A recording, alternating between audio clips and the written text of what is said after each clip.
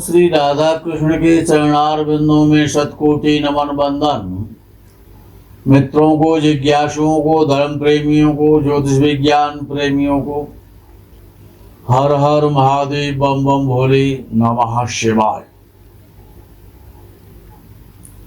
मित्रों, जन्म कुंडली का षष्ठ भाव त्रिक भाव है।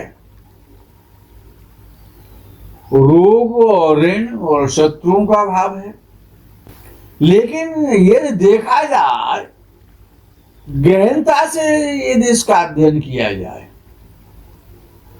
तो बड़ा महत्वपूर्ण भाव है, विशेष भाव है कुंडली का षष्ठ भाव।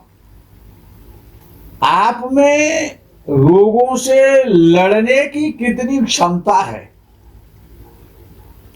आपकी अंदर की जो शक्ति है, जो शारीरिक जो बल है, वो कितना है, वे षष्ठ भाव ही तो बताता है।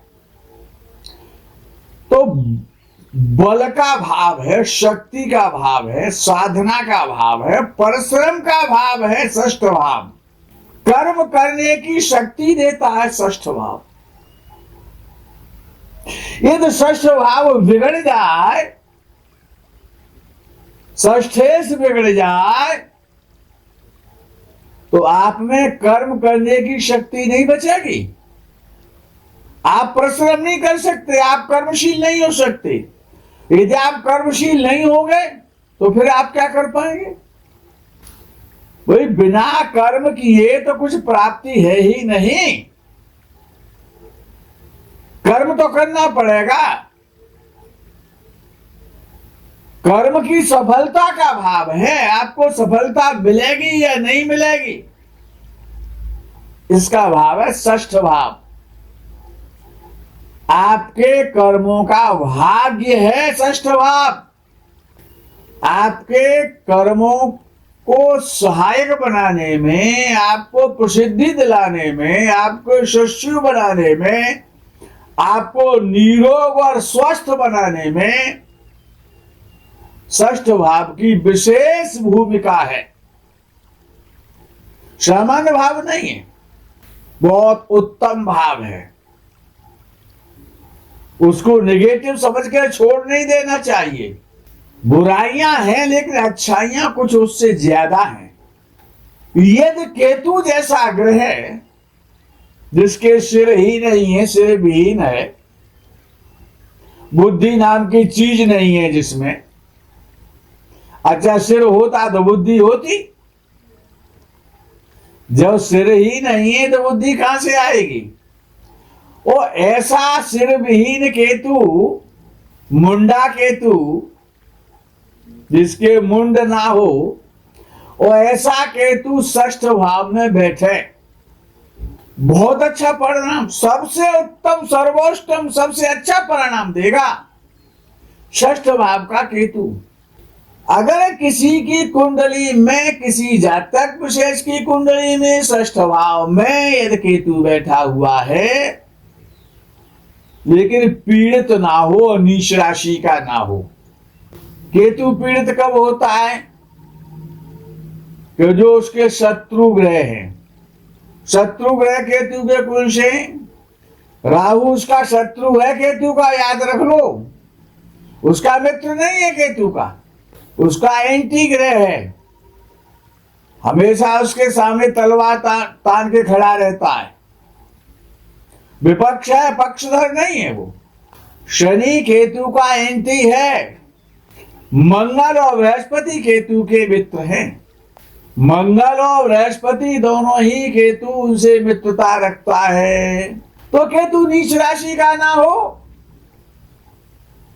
राहु, जब केतु षष्ठ भाव में बैठा है तो राहु तो उसे देखेगा ना, लेकिन शनि की दृष्टि ना हो, बृहस्पति की दृष्टि हो, मंगल की दृष्टि हो, बृहस्पति या मंगल उसके साथ बैठे हों, तो जिसकी कुंडली में केतु षष्ठ भाव में बैठता है, अच्छी स्थिति में होता है, तो जातक के जीवन में ऐसा यश प्राप्त होता है जो दिगंत में छा जाता है। वो यश कभी खत्म नहीं होता है। ऐसा उसको यशस्वी बनाता है कि तू षष्ठ भाव में बैठ करके कि उसका गुणगान, उसका गुणानुवाद सैकड़ों वर्षों तक उसके जाने के बाद भी रहता है। उसका यश, यश, कीर्ति और सम्मान सब कुछ देता है षष्ठ भाव में बैठा हुआ केतु। ऐसा जातक चिंताओं से मुक्त रहता है, टेंशन फ्री रहता है और बीमारियां नहीं होती, निरोग रहता है, स्वस्थ रहता है, निरोग रहता है, चिंताओं से मुक्त रहता है और वाद विवाद में, प्रतियोगिता में, खेल में, भागने में और दौड़ने में, अस्त्र और शस्त्र चलाने में बहुत ही निपुण होता है और बड़ा कानूनी होता है, लॉ का जानकार होता है और हमेशा चर्चा में रहता है। समाज में उसकी चर्चा होती है, उसके गुणों की, उसकी वीरता की, उसकी शूरता की हमेशा प्रशंसा होती है जब केतु अच्छी स्थिति में षष्ठ भाव में बैठा हुआ होता है। उसके परिवार वाले, उसके भाई बहन, उसके सगे संबंधी, उसके रिश्तेदार सब उससे प्रेम करते हैं, वो सबका प्यारा होता है। बड़ा उदार हृदय, महात्मा वृत्ति का, अंदर से बड़ा पवित्र, बाहर से बड़ा कठिन होता है गन्ने की तरह, लेकिन अंदर से बड़ा रसीला होता है, सॉफ्ट होता है, स्वीट होता है अंदर से। हर कार्य को करने में उसको महारत हासिल होती है, कार्य में दक्ष होता है, सम्माननीय होता है, हमेशा सम्मानित होता है, प्रतिष्ठित होता है, बहुत धन कमाता है, अरबों खरबों रुपए कमाता है जब षष्ठ भाव में केतु स्वस्थिति में बैठा होता है। और बली होकर के जब केतु बैठता है षष्ठ भाव में, उच्चाधिकारी बनता है, बड़े पद पर जाता है, ज्ञान का समुद्र होता है, कानून का समुद्र होता है, अखंड कानून जान, जो उसने नहीं पढ़ा वो भी वो जानता है और बड़ा स्पष्टवादी सत्य वक्ता होता है। लेकिन ऐसे जातक को जो कीट पतंग होते हैं, कीटाणु होते हैं, उनसे बचाव रखना चाहिए। यदि शनि, अब केतु का इतना ही बोलेंगे, यदि शनि षष्ठ भाव में बैठा हो, बड़ा खराब ग्रह माना जाता है, लंबे लंबे रोग देता है। और शनि यदि शुभ स्थिति में हो, अपनी राशि में हो, मूल त्रिकोण राशि में हो, उच्च राशि में हो, मीन राशि में हो, मिथुन राशि में हो, कन्या राशि में हो, वृषभ राशि में हो, सूर्य के साथ ना हो, सूर्य से देखा ना जाता हो, मंगल के साथ ना हो शनि, ये उसके शत्रु हैं, पीड़ा करेंगे, उसको पीड़ित कर देंगे। मंगल और सूर्य की दृष्टि ना हो या युति ना हो, शनि षष्ठ भाव में बैठा हुआ हो तो जातक अजेय होता है, शत्रुओं को परास्त करता है, कभी शत्रुओं से, चोरों से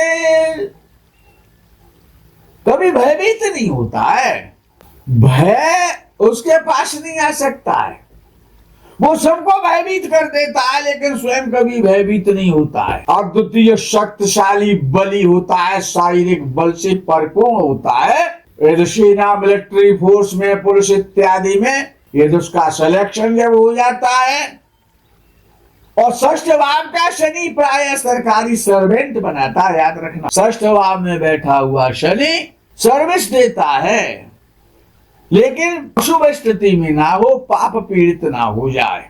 पशुओं के द्वारा, जमीनों के द्वारा, प्रॉपर्टी के द्वारा, रेत है, खनिज है, कोयला है, कोयले की खदानें हैं, लोहा है, इन सब से धनी बनाता है, रियल एस्टेट में ले जाता है, अच्छा और उच्च पद देता है, अद्वितीय योद्धा और सैनिक बनाता है, परिश्रमी बनाता है, परिश्रम तो करना पड़ता है, जंगलों में और पहाड़ों में भ्रमण भी कराता है, कठिन से कठिन, डिफिकल्ट से भी डिफिकल्ट कार्यों को ऐसा जातक हमेशा पूर्ण कर देता है, उनको पूरा करने में सक्षम होता है और चुनौतियों को स्वीकार करता है और विरोधियों को परास्त करता है। फिर शनि पीड़ित हो गया, खराब स्थिति में चला गया तो दुर्घटना भी करा देगा, रोग भी दे देगा और राइट आई का रोग देगा, नेत्र रोग दे देगा और झगड़ालू प्रवृत्ति का भी बना देगा। खराब नहीं होना चाहिए, अच्छी स्थिति में होना चाहिए, शुभ ग्रहों की दृष्टि में होना चाहिए। सूर्य मंगल और राहु से बचा के रखना षष्ठ भाव के शनि को, नीच राशि का ना हो, पीड़ित ना हो, शत्रु राशि में ना हो, षष्ठ भाव में हो, शनि हो, अच्छी स्थिति में हो, बली हो तो निश्चित रूप से आपको जीवन के समस्त सुख प्रदान कर देगा और सम्मानित जीवन आपका व्यतीत कराएगा। मित्रों, आज के प्रकरण में यही विराम। आगे के प्रकरण का आप इंतजार करें। तब तक के लिए हर हर महादेव, बम बम भोले नमः शिवाय। जय गो माता की।